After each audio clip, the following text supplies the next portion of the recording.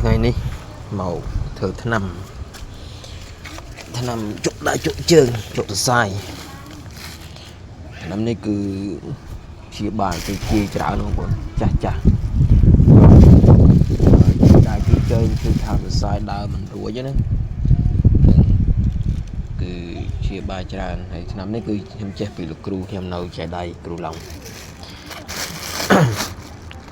ហើយមានជាង10មុខបងប្អូនណាដែលឈឺសរសៃឈឺតាមសរសៃឈឺតាមសន្លាក់ចាស់ពីច្រើនជំងឺហ្នឹងឃើញគេក៏អាចកើតបានដែរតែពីច្រើនគឺចាស់គឺ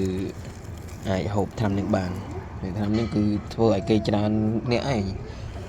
និយាយចាស់ណាហើយតាក៏មានជនច្រើនឯហ្នឹងក៏អ្នកដែលធ្វើការធ្ងន់ដែលមានបញ្ហាសរសៃ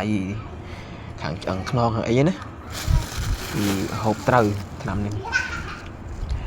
នេះគឺថ្ងៃនេះមកផ្សំថ្នាំយកទៅឲ្យគេហើយថ្នាំគេច្រើនគឺច្រើនមុខណាថ្នាំហ្នឹងជាង10មុខថ្នាំឈឺសរសៃបងគឺសរសៃជក់ចង្កេះសំស្លាក់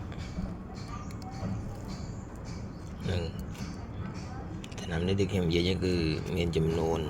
ជាង10មុខណាហើយចាស់ដែលគាត់ជាប់សរសៃឬក៏ឈឺសរសៃដើរបំរួចហ្នឹងធ្វើសរសៃផងហូបថ្នាំនេះផងគឺឆាប់ជាដែលគាត់ហូបស្រាមិនបានណាបើគាត់ហូបស្រាបានគឺមានថ្នាំប្រភេទត្រាំស្រាហើយបើគាត់ហូបស្រាមិនបានគាត់និយាយតែទៅចូលរក្សាបោសិតសែលអីហ្នឹងបញ្ញសែលអីហ្នឹងគឺអាចហូបថ្នាំដាំទឹកហ្នឹងគឺមួយឆ្នាំបងប្អូនមួយឆ្នាំតែបងប្អូនណាមានបញ្ហាដូចខ្ញុំបាននិយាយហ្នឹងឈឺសរសៃឈឺចង្កេះអីហ្នឹងតែចង្កេះប្រភេទសរសៃហ្នឹងមិនមែនប្រភេទកាយvậyទេណាដូចបន្លាទេតែប្រភេទយើងជាប់សរសៃឈឺតាមសរសៃទៅសោងអីហ្នឹងគឺថ្នាំហ្នឹង